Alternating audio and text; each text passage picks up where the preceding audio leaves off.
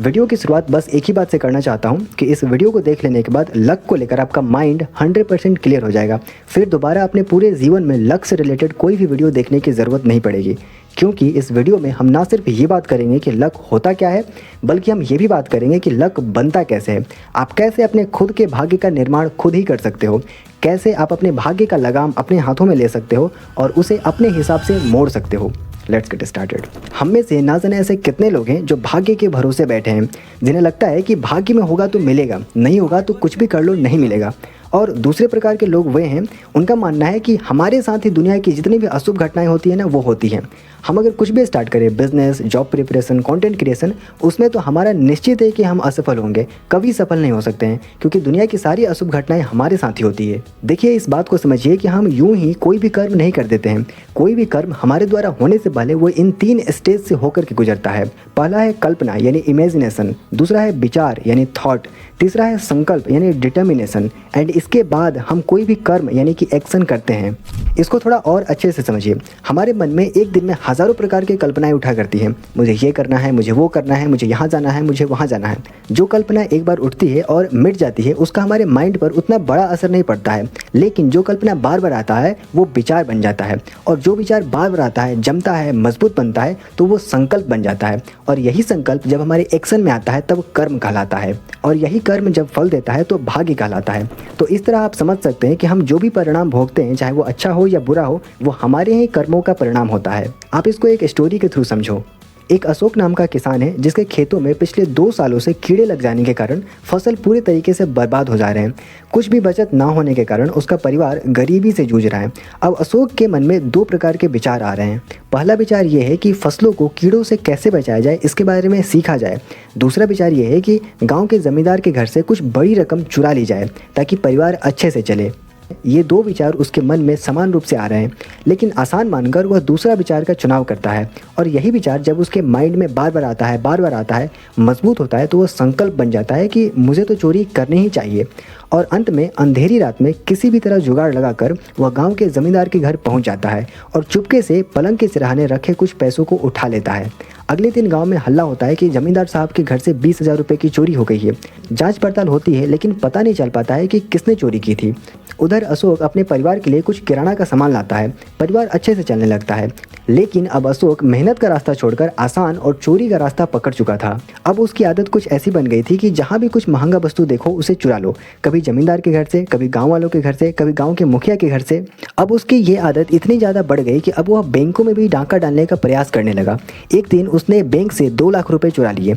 Police ने पीछा किया और वह पकड़ा गया। पुलिस के प्रयास से उसने आज तक किए गए सभी चोरी को स्वीकार किया और कानूनन उसे 20 साल का जेल और 25,000 रुपये का जुर्माना लगाया गया। इस सिलसिले में अशोक के गांव का खेत भी नीलाम हो गया। परिवार की स्थिति दयनीय से दयनीय स्थिति को जा पहुंची। पत्नी रो रही है, बच्चे भूख से बिलख रहे हैं, सभी कह रहे हैं तुम्हारा भाग्य ही ऐसा था, तुम्हारा भाग्य ही बुरा था। अब आप मुझे बताइए कि ये अशोक का भाग्य है या उसके बुरे चुनाव का परिणाम? आप स्पष्ट देख पा रहे हैं कि ये उसके चुनाव का ही परिणाम है। अगर उसने दूसरे विकल्प को ना चुन करके पहले वाले विकल्प को चुना होता, तो आज उसके भाग्य की दिशा कुछ और रहती। आज वह खुशीपूर्वक अपने परिवार के साथ जीवन यापन कर रहा होता। तो हमें समझना पड़ेगा कि भाग्य कोई पहली चीज़ नहीं है जो अचानक हमारे लाइफ में आ जाती है और हमारा जीवन सफल या असफल हो जाता है, बल्कि ये निरंतर की गई कार्यों और विचारों का परिणाम होता है। इन सबका कंक्लूजन ये है कि भाग्य का जो मूल है, मन का विचार, अगर हम अपने मन के विचारों को संतुलित कर पाएं, उसे मजबूत बना पाएं, उसे स्वच्छ और शुद्ध बना पाएं, तो हम अपने भाग्य को भी नियंत्रित कर सकते हैं और उसे वैसा बना सकते हैं जैसा हम बनाना चाहते हैं। एक और मिथ जो बहुत सारे लोगों ने पाल रखा है कि जब भी मैं कोई नया काम शुरू करता हूँ फेल हो जाता हूँ। मेरे साथ ही दुनिया की जितनी भी अशुभ घटनाएं होती है ना, वो होती हैं क्योंकि मेरा भाग्य कमजोर है। इस चीज़ को समझने के लिए आपको बड़े ही आत्मविश्वास से ये वाक्य बोलना पड़ेगा कि इस दुनिया की जितनी भी बड़ी से बड़ी और श्रेष्ठ से श्रेष्ठ घटनाएं हो सकती हैं, वो मेरे साथ ही होती है, क्योंकि यही ट्रूथ है। मैं आपसे पूछना चाहता हूं कि किसी भी काम में फेल हो जाना या फिर अशुभ घटना हो जाना किसे कहा जाता है, आप थोड़ा बताइए। अब मैं आपको ऑप्शन देता हूं, आप उसमें से बताइए। पहला, एक पिस्टन शूटर ओलंपिक्स में मेडल लाना चाहता था, लेकिन उसका राइट हैंड एक युद्ध में ब्लास्ट हो जाता है। दूसरा, एक व्यक्ति स्विमिंग में हिस्ट्री क्रिएट करना चाहता था, लेकिन अफसोस उसके हैंड फ्रैक्चर हो जाते हैं। तीसरा, एक व्यक्ति अपने कंपनी को बहुत बड़ा बनाना चाहता था, लेकिन उसी व्यक्ति को उसके कंपनी से बाहर निकाल दिया जाता है। आप इनमें से सबसे ज़्यादा अशुभ घटना किसे मानते हैं, ये कमेंट सेक्शन में बताइए और मैं आपको इन सब का रियलिटी बताता हूँ। पहला ऑप्शन जिसमें एक पिस्टन शूटर का हैंड ब्लास्ट हो जाता है, राइट हैंड ब्लास्ट हो जाता है, वो है कैरोली का। सन 1938 में एक आर्मी ट्रेनिंग के दौरान उसके राइट हैंड में ग्रेनेड ब्लास्ट हो जाता है। सारे सपनों पर पानी फिर गया, लेकिन उसने हार नहीं माना। उसने अपनी लेफ्ट हैंड से ट्रेनिंग लेनी शुरू कर दी। पूरे 1 साल प्रैक्टिस करने के बाद वो नेशनल चैंपियनशिप में मेडल जीतता है। इसके अलावा 1948 और 1952 के ओलंपिक्स में उसने गोल्ड मेडल जीते और उसने हिस्ट्री क्रिएट कर दिया, क्योंकि अभी तक इस पर्टिकुलर कॉम्पिटिशन में लगातार 2 बार गोल्ड मेडल किसी ने नहीं जीते थे। लेकिन सोचो, अगर कैरोली लक के भरोसे बैठ जाता तो क्या वो हिस्ट्री क्रिएट कर पाता? नहीं। और उसी तरह दूसरा ऑप्शन था माइकल फेल्प्स का। जब माइकल फेल्प्स अपनी ट्रेनिंग के पीक पर थे, उनका गोल था ओलंपिक्स में गोल्ड लाना, लेकिन तभी एक हादसे में उनका हैंड फ्रैक्चर हो गया। डॉक्टर्स ने कहा कि तुम 3 महीने तक पानी में नहीं उतर सकते हो। ये सेंटेंस कि तुम पानी में नहीं उतर सकते हो और ट्रेनिंग नहीं कर सकते हो, एक एथलीट के लिए सबसे बड़ी बात होती है। क्यों सबसे बड़ी बात होती है, मैंने इस वीडियो में इस चीज़ को कवर किया है।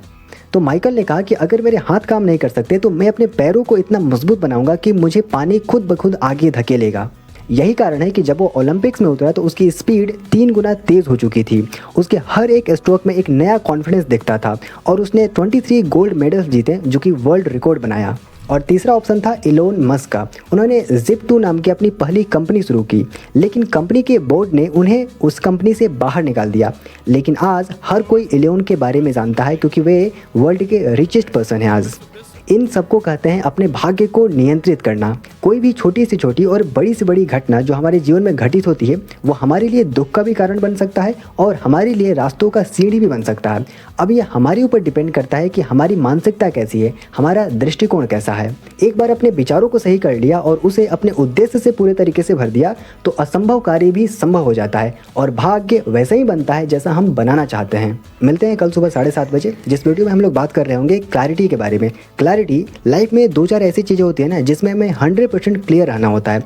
वो कौन सी चीज़ें होती हैं जिसमें हमें 100% क्लियर रहना पड़ता है, उसी के विषय में बात करेंगे।